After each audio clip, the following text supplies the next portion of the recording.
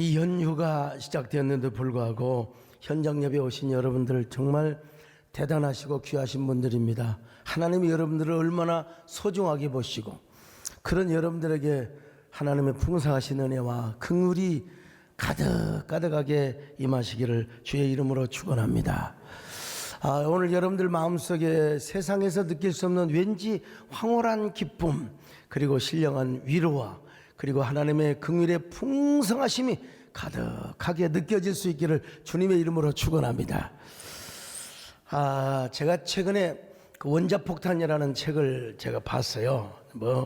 그 엄청나게 두꺼운 책인데 어떻게 모든 걸 다 볼 수는 없었고, 지금도 많은 사람들이 태평양 전쟁 당시 일본의 군사력보다 미국의 군사력이 훨씬 더 컸을 것이다, 그렇게 잘못된 이해를 하고 있다는 것입니다. 재래식 무기와 화력은요, 일본이 훨씬 더 강했다는 겁니다. 왜냐하면 일본은 이 태평양 전쟁을 하기 위해서 10년 동안 준비를 했어요.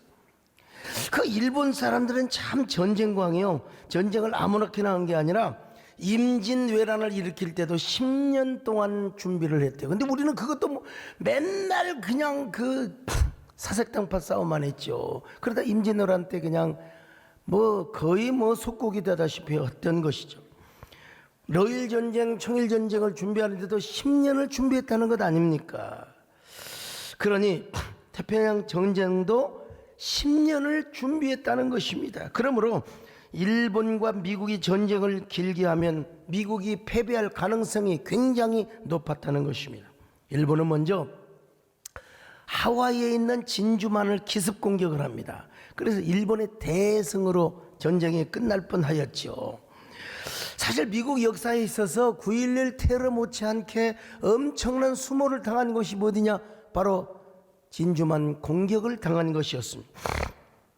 결국 미국이 어떻게 됐느냐? 그러나 전쟁의 끝이 중요한 겁니다. 시작보다 끝이 중요한 거죠. 대역전승을 하는 거예요. 왜냐하면 거기에 하나님의 기가 막힌 주권적인 개입이 들어있었기 때문에 그렇습니다. 일본이 태평양 전쟁을 준비하고 있을 때 유럽에서는요, 역사의 축의 전원이 될 만한 엄청난 사건이 전개되고 있었습니다. 그것이 바로 뭐냐? 나치 정권 히틀러가 유대인들을 막 그냥 얼마나 자그마치 600만 명을 죽입니다. 그리고 막 교회를 그냥 핍박을 하는 겁니다. 대놓고 핍박을 하는 거예요. 그러자 아인슈타인과 오펜하이머 같은 유명한 유대인 과학자들이 미국으로 도망을 합니다. 그리고 루즈벨트 대통령에게 편지를 씁니다. 존경하는 루즈벨트 대통령님, 각하께서 원하신다면 저희들에게는 원자폭탄을 만들 수 있는 실력이 있습니다. 각하께서 원하신다면 원자폭탄을 만들어 드리겠습니다. 그래서 생겨난 게 이제 맨하탄 프로젝트. 2만 명의 과학자들이 동원이 되어 가지고 마침내 원자폭탄을 만들어냅니다. 그리고 그 원자폭탄을 일본의 히로시마와 나가사키에 투하를 시켰습니다. 그때 일본 군부에서도 끝까지 싸우겠다고, 이 사무라이 정신, 일본 군사들은 끝까지 목숨 걸고 싸우겠다고 하였지만 미국은요, 그럼 지금 항복하지 않으면 이제는 도쿄와 교토에 터뜨려버리겠다. 그러니까 천황은 그 원자폭탄의 위력에 너무나 깜짝 놀라서 항복을 선언해버리고 맙니다. 그러면 원자폭탄은 천황의 항복에 절대적 영향을 끼친 것이라고 볼 수 있어. 이 원자폭탄이야말로 수많은 살상자를 낸 세계 역사의 비극적인 사건입니다. 그러나 전쟁사적으로 볼 때는요, 가장 큰 괴력을 발휘하였던 퍼스트 파워라고 할 수가 있어요. 그러니까 일본의 군부가 죽기까지 싸우자고 할지라도 여러분, 일본 천황은요 벌벌 떨어요. 그래서 항복을 선언하고 만 것입니다. 여러분 생각해 보세요. 그 전에 히틀러의 유대인 탄압이 없었다면, 그리고 교회 탄압이 없었다면, 아인슈타인을 비롯한 유대인 과학자들이 미국으로 탈출하지 않았다면 그 원자폭탄은 누구의 손으로 넘어갔겠습니까? 히틀러의 손으로 넘어갔어요. 히틀러의 손으로 넘어갔으면 어떻게 되겠습니까? 오늘의 미국은 없어요. 그러니까 하나님의 절대 섭리와 주권이 개입이 된 거죠. 하나님께서 누구 편을 들어주시겠습니까? 우상과 미신만을 그냥 죽어라 섬기는 일본 편을 들어주겠습니까? 그리고 그냥 사람들을 그냥 무작위로 죽여가는 이 히틀러의 편이 되어주시겠습니까? 아니, 오로지 하나님만 의지하고 오로지 하나님 편에 서고 하나님을 어떻게만 기쁘시게 할 것인가, 이런 나라를 하나님의 편 들어주지 않겠습니까? 여러분, 미국은요 경제 대공황 속에서도 오직 하나님만을 의지하며 교회들이 다 힘들잖아요. 실업자들이 많고. 그런데 선교사들을 보냈어요. 우리나라도 계속해서 선교사들을 보냈습니다. 여러분, 그런 미국 교회는 계속해서 부흥운동을 일으키고 막 기도운동을 일으켰습니다. 아니, 당연히 미국 편을 하나님이 드시지. 에? 우상에 찌든 미신에 찌든 일본 편을 들어주겠습니까? 사람을 마구잡이로 죽이는 독일 편을 들어주겠습니까? 독일이라기보다 나치 정권 히틀러 편을 들어주겠습니까? 오히려 1차 대전, 2차 대전을 통해서 미국은 초대강국의 자리매김을 하였다는 사실입니다. 하나님의 절대 주권이 개입하니까 일본이 미국보다 군사력이 더 강하였지만 하나님은요 힘의 중심이동, 역사의 축의 전환을 어디로 옮겨버렸느냐? 미국으로 옮겨버렸다, 이 말입니다. 여러분, 저는 절대로 전쟁을 예찬하지 않습니다. 어떤 경우도 선제 공격도 할 수 있고 하지만 외교적인 여러 가지 이런 소통을 통해서 일단 전쟁은 안 하는 게 좋아요.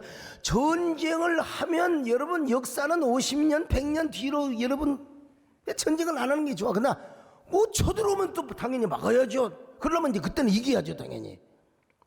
그러나 우리가 먼저 전쟁을 하는 것은 참 위험한 일이죠. 그럼에도 불구하고 세계 전쟁 역사에 퍼스트 파워를 발휘했던 것은 뭐냐면은 원자폭탄이에요. 원자폭탄.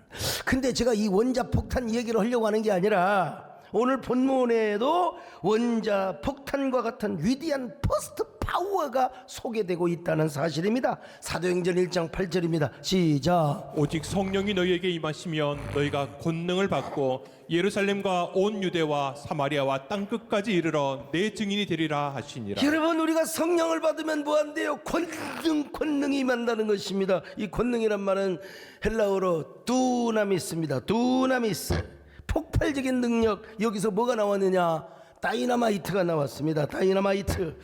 사랑하는 여러분이, 우리 모두 성령의 권능을 받으시길 바랍니다.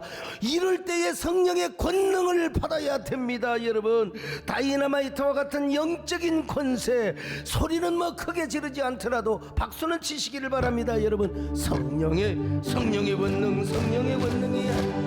성령의 권능, 성령의 권능이야. 온 천하 세계 만방 성령의 권능, 성령의 권능, 성령의 권능이야. 성령의 권능, 성령의 권능이야. 온 천하 세계 만방 어디자. 저는 다이너마이트의 그 위력을 목격한 사람입니다.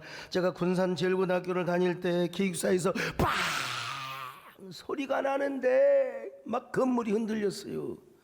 나중에 알고 봤더니 뉴스를 보니까 이리역의 폭파사고, 다이너마이트가 폭발이 되었던 거. 나 이튿날 당장 가봤어요.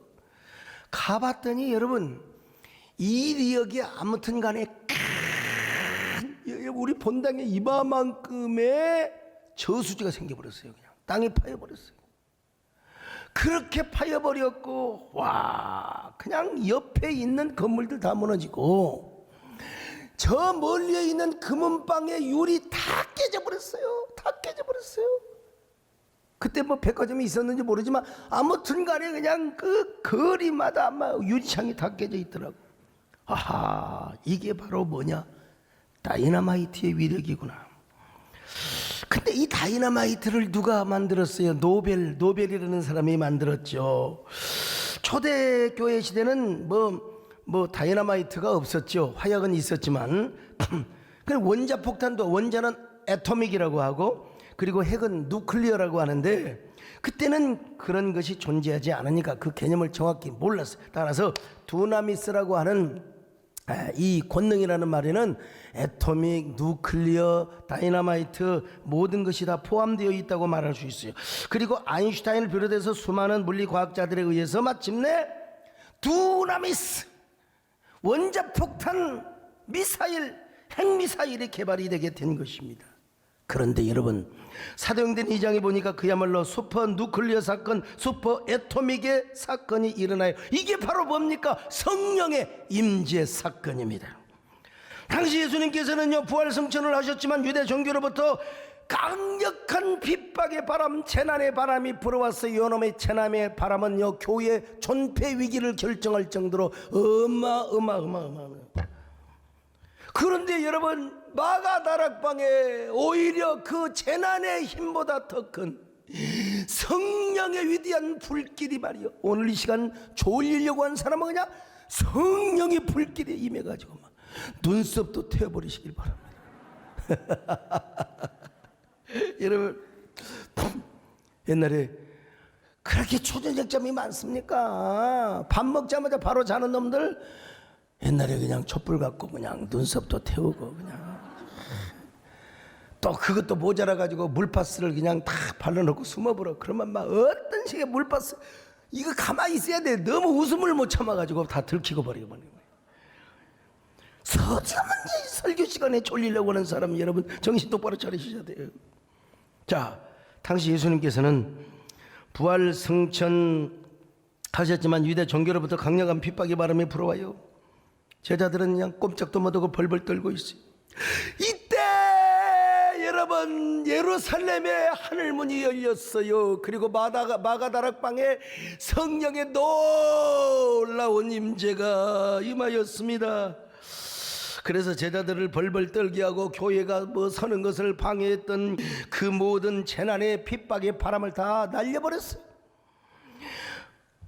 거룩한 부흥의 역사가 나타났는데 여러분요, 먼저 막 혀가 갈라지는 듯한 막 불이 내려오는데, 불이 그냥 내려오는데, 그냥 어떻게 내려오느냐, 불이 내려오는데 그냥 내려온 게 아니라 막 혓바닥, 여러분 이 불이 혓바닥의 모양으로 내려오다가 막 혓바닥으로 갈라지는데 급하고 강한 바람이 불어오는 것입니다. 자, 사도행전 2장 1절로 3절입니다. 시작. 오순절날에 이미 이름에 그들이 하같이 한 곳에 모였더니 호련히 하늘로부터 급하고 강한 바람 같은 소리가 있어 그들이 앉은 온 집에 가득하며 불의 혀같이 갈라지는 것이 저희에게 보여 각 사람 위에 임하여 있더니. 여러분, 막 불덩어리가 임하는데 바람이 급하고 간 바람이 부니까 불이 막 그냥 나눠지는데 뭐처럼 나눠져요? 혓바닥처럼 나눠져. 이게 뭔 말입니까? 이게 복음의 확장성을 의미하는 거예요. 성령의 능력으로 말미암아. 산에 불이 나면 소방당국이 제일 무서워하는 게 뭔 줄 아세요? 바람입니다.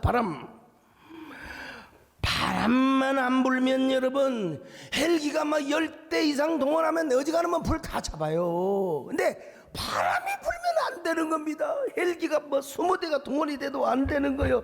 마가다락방에도 마찬가지입니다. 여러분, 거기 모인 120문도들이 성령의 충만을 받고 방언을 하는데 그 성령이 임하는데, 불이 임하는데 급하고 강한 바람이 불어오니까 어떻게 돼요? 막 그냥 혓바닥이 그래가지고 막 그 혓바닥이 갈라지는 그런 모양의 불을 받고 사람들이 다 각국의 방언을 하는 겁니다. 여러분,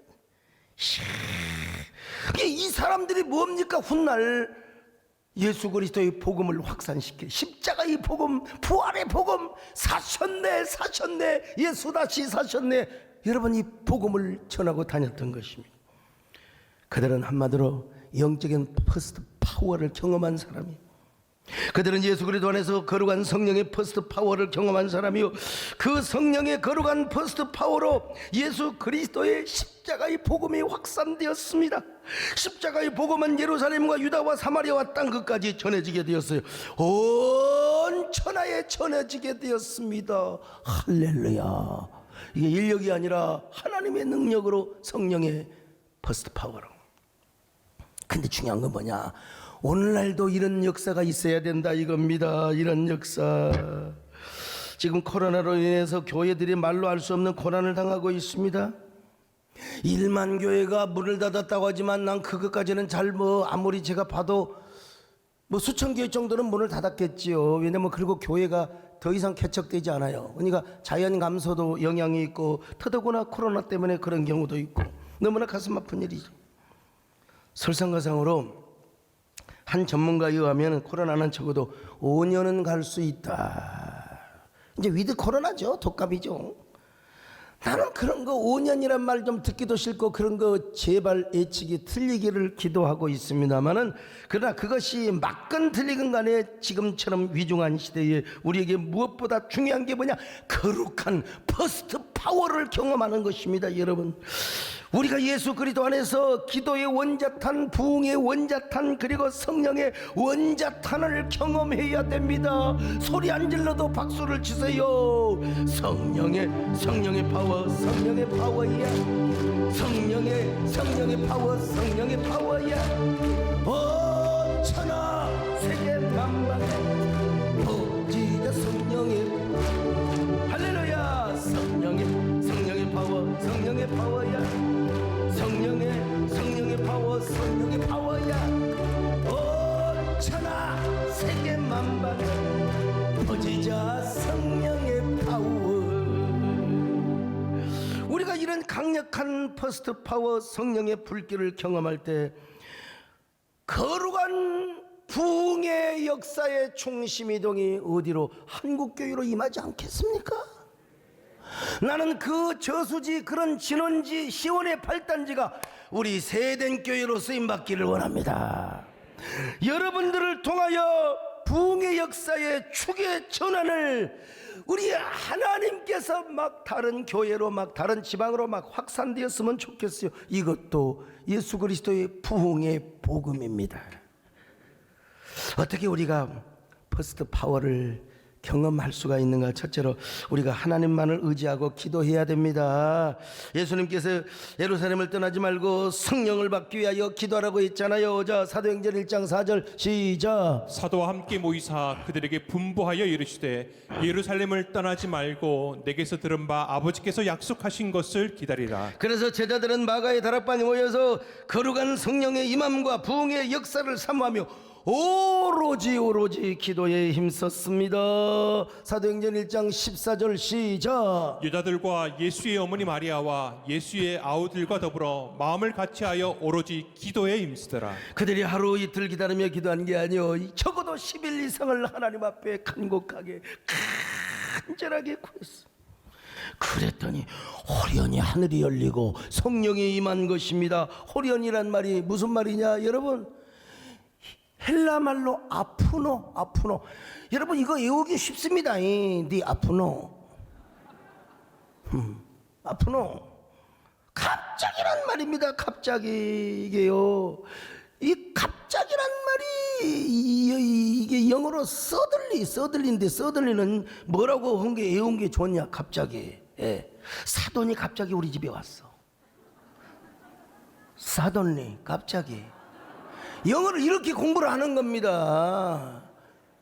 여러분 뭐 공장 할 때만 팩토리 돌아간다고 팩토리 하니까 지금까지도 안 잊어먹고 있어요. 아프노? 이게 언제 임할지 모른다는 거예요. 여러분 언제 감기가 우리에게 찾아올지 모르는 것처럼. 그러니까 언제 할지 모르니까 우리는 뭐 해야 돼요? 할 일이 있어요. 기도. 우리가 해야 할 일이 뭐냐? 기도입니다. 기도. 하나님의 절대 주권이 우리에게 임하게, 우리에게 움직이게 하여 주시옵소서. 기도해야 돼요. 역사적으로 볼 때요, 흥하고 망하는 그 교회 요소가 있는데 하나는 뭐냐? 이게 뭐냐면 딱 하나요. 부흥을 사모했느냐, 사모하지 않았느냐. 여러분 부흥을 사모하시기를 주의 이름으로 축원합니다. 미국 경제 대공황 속에서도 오로지 기도했어요. 그리고 선교사들을 보냈어. 이런 나라 편이 되어 주시는 거지 우리 하나님께서 말이죠. 응? 그러니까 막 오펜하이머 그리고 막 아인슈타인이 막 미국에 와서 원자 폭탄을 만드는 겁니다. 오늘 우리도 성령의 능력을 사모하시기를 바랍니다. 오히려 이 코로나 상황 속에서 성령의 권세가 다이너마이트와 같은 이 권능이 우리에게 임해야 될 줄로 믿습니다. 그런 사모함이 있어야 됩니다. 그래서 나는 우리 교회가 부흥의 진원지가 되었으면 좋겠습니다. 특별히 우리 박순애 전사님 전국 세계 집회를 다니시는데 막 그냥 성령의 불길을 더 그냥 지피고 다녔으면 좋겠습니다. 여러분, 우리 모두 성령의 권능 버스트 파워를 사모하며 저녁 기도에 힘쓰시기를 주의 이름으로 축원합니다. 오순절에 불러주신 성령이 우리 교회 지금 태우사 모든 신자 아낌없이 높이여 리바이벌 주옵소서.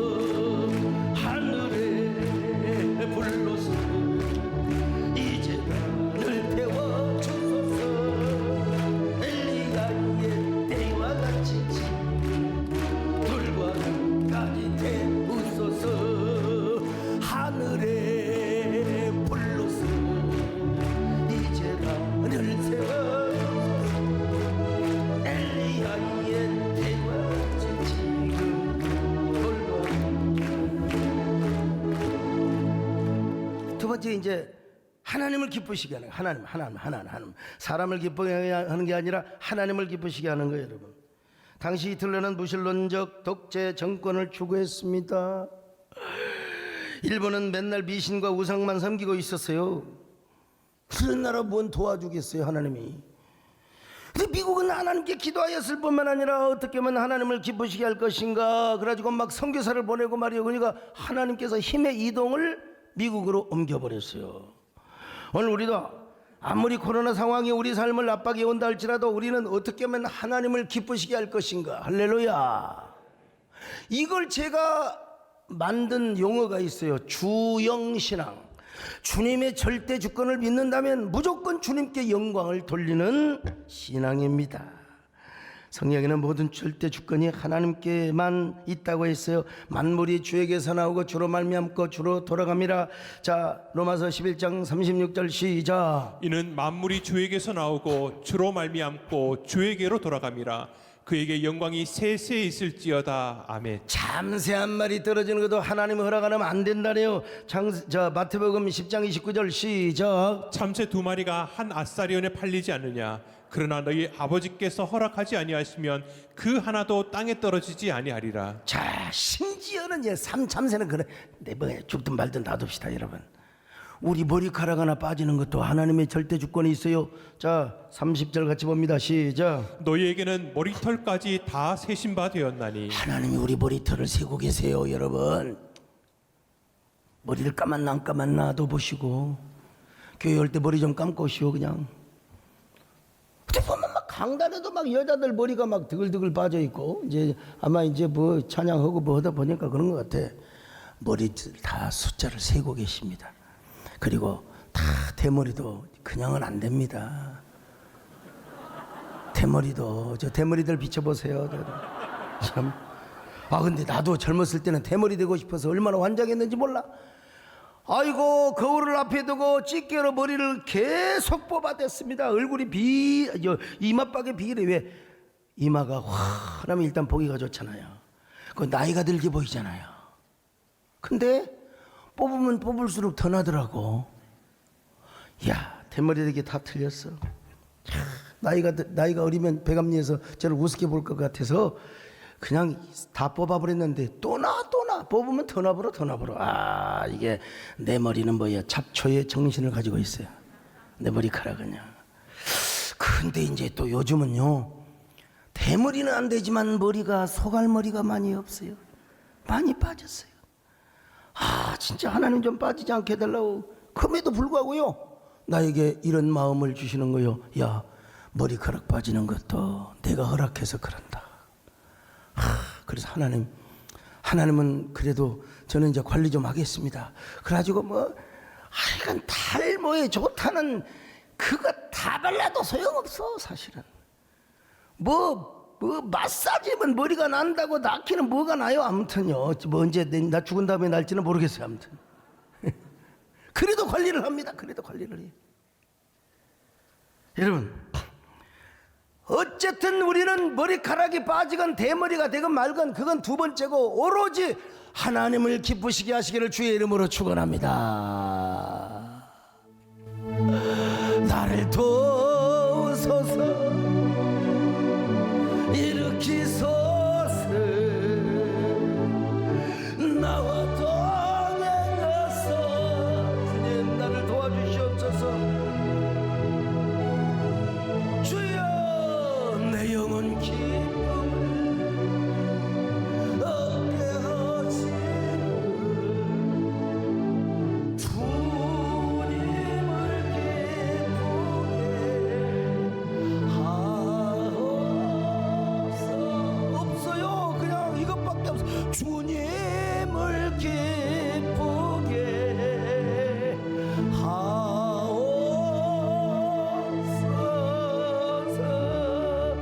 성령의 퍼스트 파워를 경험한 사람은 언제나 주님을 기쁘시게 하는 거야.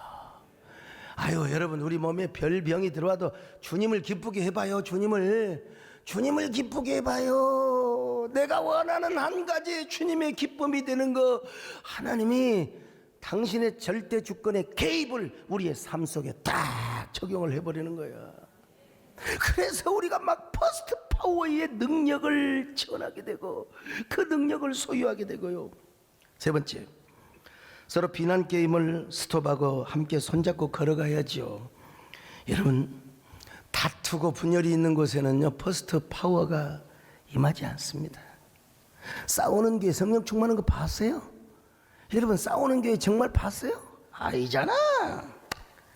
저 작년 한 해 동안 한교청 대표회장 하면서 제가 왜 그 많이 공격을 받냐면 제가 좀 폰만 재면 괜찮아요. 실무형 회장을 해서 그래. 밑에 사람들이 악역을 하고 저는 폰만 재고 그러면 얼마나 좋겠어요. 근데 제가 그럴 스타일이 아니잖아요.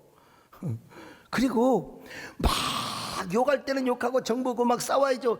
근데 내가 싸우는 건 안 보고 맨날 그 협상하는 것만 보인가 봐. 일단 사람들은 이상하게 확증 편향성 딱 보이는 것만 보여.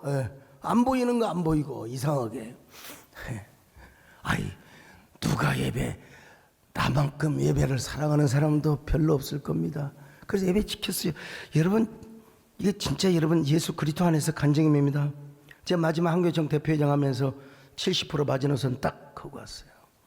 이거 만약에 안 해놨더라면 어떻게 됐겠습니까? 여러분 이런 긍정적인 부분도 생각을 해야지요. 제가 지지난주에 국민일보에 정말 손을 놓아야 하는가라는 주제로 글을 썼습니다.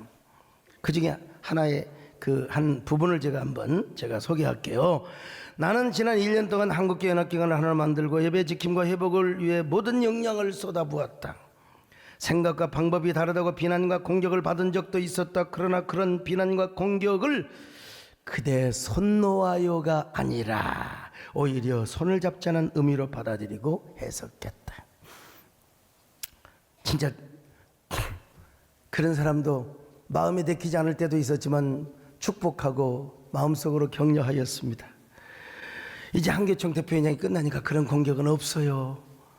그리고 이제 코로나도 좀 나아지기를 바랍니다. 이도 코로나가 되어버리기를 바랍니다만은 그런 시대가 되기를 바랍니다만은 근데 이제 일각에서는 또 왜 설교 시간에 대중가요를 부르냐고. 안 부르는 게 좋지요. 당연히. 그리고 제가 신학교 다닐 때만 해도 그분들 다 이해할 수밖에 없는 게 성과 속을 잘 구별해서 강단에서는 거룩하게 해야 되고 뭐 속한 경박한 노래를 부르면 안 된다고. 근데 우리 그 은사님이 계세요. 원대성 박사님 지금 돌아가셨는데 이분은 신사참배도 거저질했던 분입니다.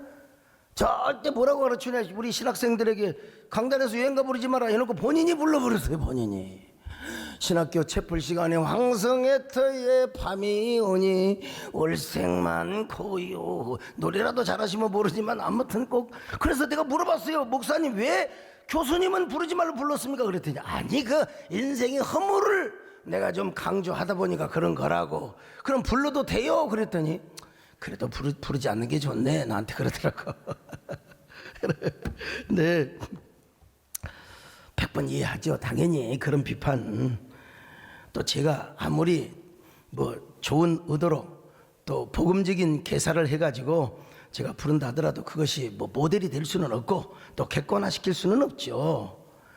또 그렇게 함으로써 강단이 경박하게 느껴지는 이런 것이 있으면 절대로 안 됩니다. 그러나 여러분, 그건 기본 전제예요. 전제. 그걸 전제하면서 또 이 또한 이것도 알아야 돼요. 어차피 설교 도중에 애호하는 세상 이야기입니다. 제가 지금 아까 원자폭탄으로 쭉 저 설교 물길을 열어갔는데 원자폭탄이 성경 이야기 아닙니다, 여러분. 세상 이야기야, 세상 이야기. 문제는 설교 본문을 더 돕도록 하기 위해서 애화를 쓰는데 그 애화가 곡조가 있느냐 없느냐의 차이예요.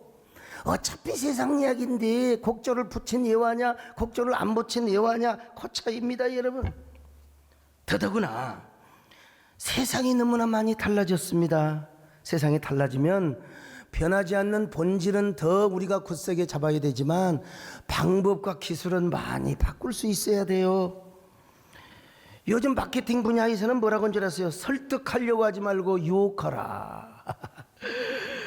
진정한 설득을 하기 위해서 먼저 유혹을 하라는 거예요. 설득하지 말란 말이 아니라 진짜 설득을 하기 위해서 살짝 유혹을 하라는 거예요. 여러분, 애완용 개보다 이제 점점 고양이가 많이 대세래요. 개보다도 고양이를 앞으로 많이 키운대요. 근데 개는 길들여지지만 고양이는 길 잘 안 들여집니다. 고양이는 유혹을 해야 돼요. 고개 빽 떠가지고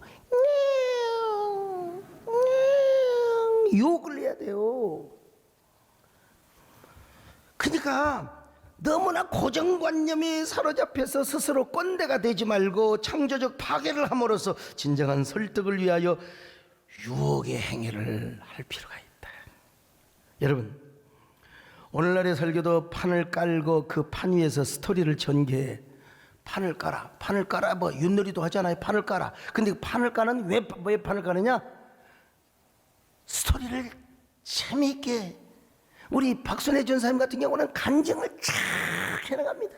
그리고 그 속에 복음을 넣는 거예요. 거기에 복음의 핵심을 넣는 거예요. 거기에 우리도 마찬가지입니다. 본문의 스토리를 잘 드러내고 그 속에 핵심을 담아내는 겁니다. 그리고 그 하나님의 마음을 전달하는 겁니다. 하나님의 마음을. 그 과정에서 하나님의 마음 그리고 본문을 잘 드러내도록 하기 위하여 바로 한 소절 쓸 수 있는 거예요. 거기에 딱 맞은 복음성가가 있으면 더 좋지, 찬송가가 있으면 더 좋은데 없는 경우가 많아요. 이제 잠깐 빌려다가 쓰는 거예요. 그게 아무리 OST 드라마에 나오는 무슨 뭐 심지어는 여러분 그것이 노래방에서 불려진 노래라 하더라도 여러분 이거 간단하게 생각해. 갑자기 일부 예배 시간에 마이크가 나가버렸어. 마이크가 고장나버렸어요. 어떻게 해요 지금 주일날? 근데 갑자기 앞에 있는 노래방에 있는 노래방 하시는 우리 집사님이 계셔. 그분이 노래방에 있는 마이크를 2개를 갖다 놔서 잭을 딱 꽂으니까 소리가 나오는 거야. 자, 그게 뭡니까? 그 순간만큼은 하나님의 선물로 쓰임 받는 겁니다. 참. 그래서 우리가 그 성도들의 마음 그리고 청중들, 믿음 없는 사람들을 그 공감할 수 있는 그 부분을 딱 쓰는 겁니다. 쓰는 거 이렇게 유혹이 하나의 행위죠. 역사를 통해서 보면은 성 프란시스가 그랬어요. 당시 교회 사제들은 고고하고 엄숙한 척하며 예배를 집리하고 평민들이 전혀 알아들을 수 없는 라틴어 막 못 알아먹어. 근데 성 프란시스는 장터에서 시장 언어 그리고 문지방 언어를 쓰는 겁니다. 그리고 당시에 유행했던 대중가요 민요에다가 그 가사를 개사해가지고 말이요. 예를 들어서 가자 통해 바다로 이런 노래가 있다면 가자 예수님 앞으로 이렇게 하면서 사람들을 말이죠. 예수를 믿게 하고 하나님을 가까이 하게 했다 이 말이요. 목적은 뭐냐? 하나님을 가까이 하고 복음을 전하는 겁니다. 하나님 나라를 세우는 거요. 그러니까 스스로 광대가 되고 가객이 되어서 성 프란시스가 나타나면 온 군중들이 모이고 심지어는 성 프란시스가 지나가는 모습만 봐도 은혜 받고 심지어는 새들도 와서 설교를 들었다는 겁니다. 존 칼빈이 주네브 시편 찬송가를 만들었어요. 그게 작곡가도 있었죠. 근데 그 150편을 어떻게 다 작곡합니까? 그래서 당시에 건전한 대중가요 민요, 프랑스의 민요를 갖다가 쓴 거예요. 대중가요를 쓰는데 거기 뭐예요? 내용은 시편 내용이죠. 내용은 칼빈이 성과 속을 구별하지 못해서 그랬겠어요? 위대한 신학자 바빙크는요, 설교란 연극적 행위라고 가르쳤어요. 극적인 설교를 통해서 설교가 들릴 뿐만 아니라 보여주는 설교를 하도록 하라 이 말입니다. 설교학자 루돌프 보레는요, 예수 그리스도 안에서 설교는 뭐냐? 성령과 함께 춤추는 행위래. 그렇다고 여러분, 춤추는 행위란 말은 이미지입니다. 맨날 설교하면서 이렇게 춤을 추고 이렇게 춤을고 그런 말이 아니라 기쁨으로 극화된 설교를 하라 이 말입니다. 꼰대처럼 앉아가지고 여러분 예수 그리스도는 이렇게도 할 수 있는데 좀 춤추는 행위를 하라 이 말이지요. 그러므로 하나님의 말씀, 즉 본문을 잘 드러내고 본문에 스며들어 있는 하나님의 감정을 극적으로 시연하기 위해서는 그 좀 잠깐 가져다 쓰면 좀 어떻습니까? 그것이 세상 사람에 의해 불려질 때는 세속의 노래이지만 그 한 소절이 본문을 잘 더 이해시키고 하나님의 마음을 전달하고, 그리고 여러분 성도들의 마음을 하나님께로 더 가까이 하게 하는 역할을 한다면 여러분 그 순간 한 소절의 대중가요의 그 음원이 거룩한 설교의 도구로 쓰임을 받는 겁니다. 우리가 많이 부르는 하늘 가는 밝은 길이, 이게요 스코틀랜드 영국의 민요였어요. 가래와라니 노래, 이 민요가 아닙니다. 이거 연가요, 연가. 꿈속에 보이네. 애니놀이가 얼마나 이뻤는지. 근데 어떻게 운명의 장난에 의해서 결혼하지 못해 그 여자를 평생 연마하다가 죽은 남자의 슬픈 얘기야. 이게 찬송가로 들어왔어요. 이게 찬송가로 들어왔어. 전부 여지 없어서 손 들고 옵니다. 이것도 스코틀랜드의 석별의 정이라는 민요를 그대로 개사했으면 아마 논란의 여지는 그때 많았겠죠. 그때 당시는. 지금 누가 뭐라고 해요? 우리나라의 아리랑 알죠? 아리랑. 이 아리랑은 카나다와 미국에서 정식 찬송가로 쓰여지고 있어요. 자, 영상 한번 보여줘 보세요. 찬송가 229장. 찬송가 229장. 귀에 익숙한 멜로디가 들려옵니다.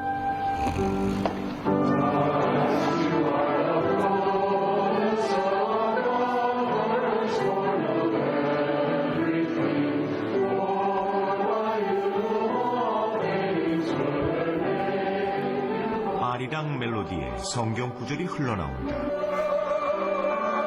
자, 여러분 보세요. 아라리요. 그냥 이렇게 흘러가는데 거기서는 완전히 트로트식으로 꺾었어요. 아라리요. 김문기 장로님 스타일이죠. 여러분, 그렇다고 강단의 속화를 주장하는 사람이 아닙니다. 창조적인 극화를 강조하는 거죠. 제가 그렇게 함으로써 청중의 감동을, 그냥 성도들은 그렇잖아도 불면증에 시달리고 그런데 교회 와서 다 자는 거야. 뭐 여기 오나 유튜브나 똑같네. 뭐 그냥 교회를 올 필요성을 못 느끼는 거예요. 그냥. 여러분, 오늘 근데 딱 하나가 있어요. 우리는 이 두 가지를 딱 알아야 돼요. 첫째는 진짜 복음을 잘 전달하고 하나님의 나라를 세우며 영혼을 얻기 위한 목적이 분명해야 되고, 목적이 무슨 개그하려고 하고 만담하려고 하고 그러면 안 돼요. 목적이 분명해요. 두 번째는 뭐냐? 에토스, 진정성이 있어야 돼. 진정성. 아니 누구나 강단에 가서 말이야 그냥 뭐 이런 노래 아라리요 맨날 이런 노래 그러면 강단은 너무나 경박하게 돼요. 그러니까 뭐냐? 디바인 에토스, 성령께서 하나님께서 압도적인 은혜를 주셔가지고 불가항력적인 은혜를 주는데, 그때에는 진정성이 충만할 때는 그건 이제 성과 속을 넘어버려요. 하나님 앞에 쓰임받는 그 자체가 거룩이거든요. 하나님께 드려진 것 자체가 거룩이거든요. 그러니까 여러분, 이제 이 언어의 효과 수반 바로 행위가 나타나는 겁니다. 아, 그래 맞아. 기쁨과 슬픔과 눈물과 희로애락의 그냥 감정이, 그 감성을 자극한 게 아니라 성령께서 그런 역사를 나타내게 한다 이 말입니다. 중요한 건 뭐냐? 진정성이에요. 주로 남을 비난하는 사람은 사술을 씁니다. 사술. 근데 아무리 사술이 대단하다 하더라도 진정성은 쓰러뜨릴 수가 없습니다. 진정성은 절대로. 그러므로 형식과 의식과 방법이 다르다고 비난의 사술로 공격한다고 하면 안 돼요. 진정성만 있으면 모든 걸 뚫고 나갑니다. 뚫고 나가요. 이런 현장에 하나님께서는 퍼스트 파워를 허락해 주십니다.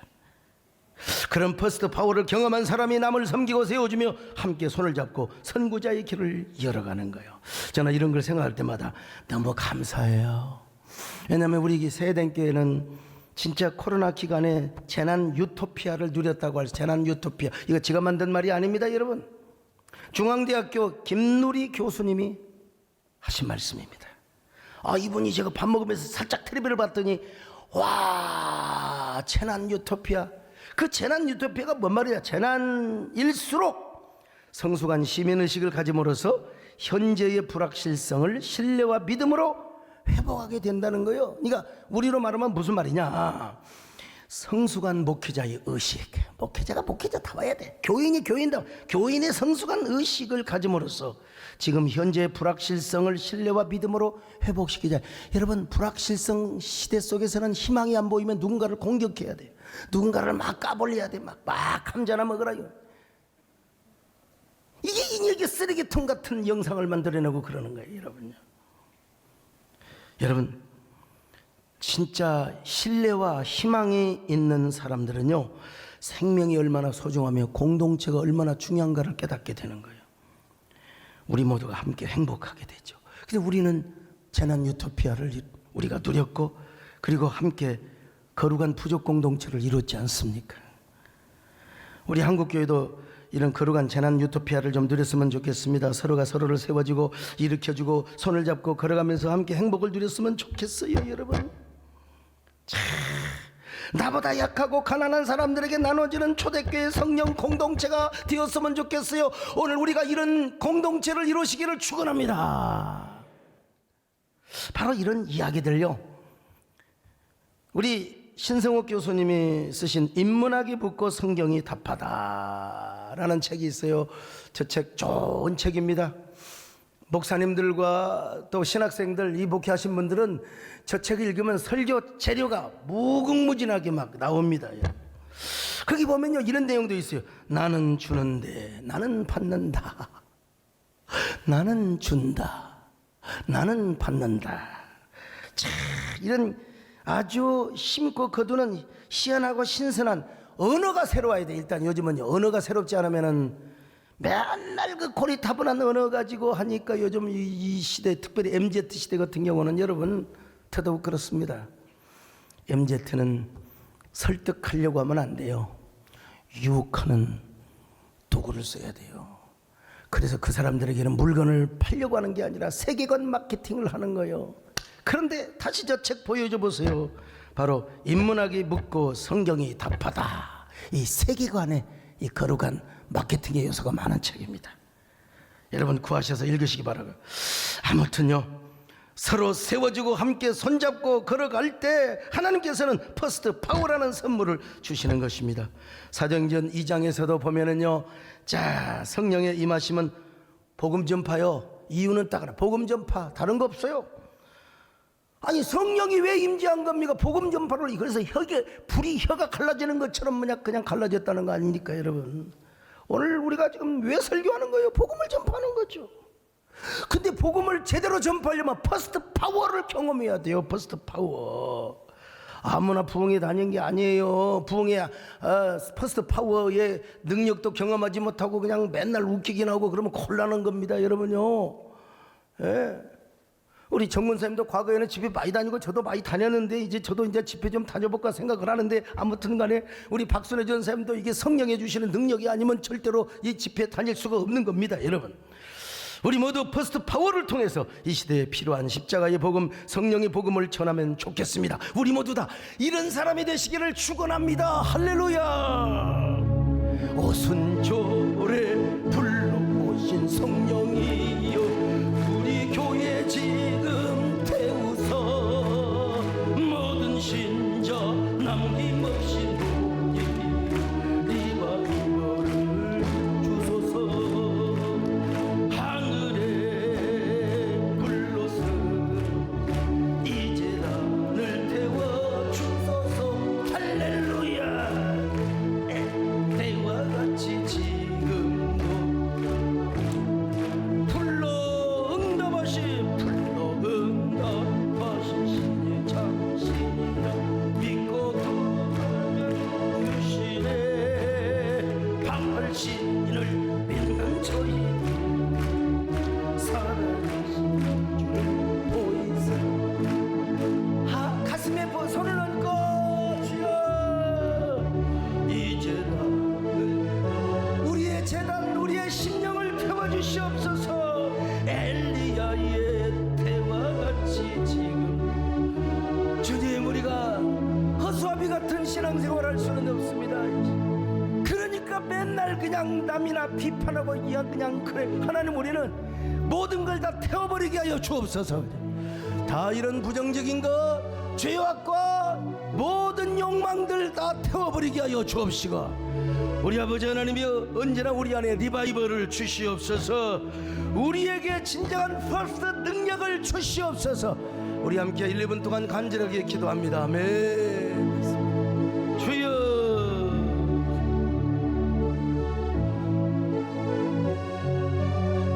아버지, 오 주여 믿습니다.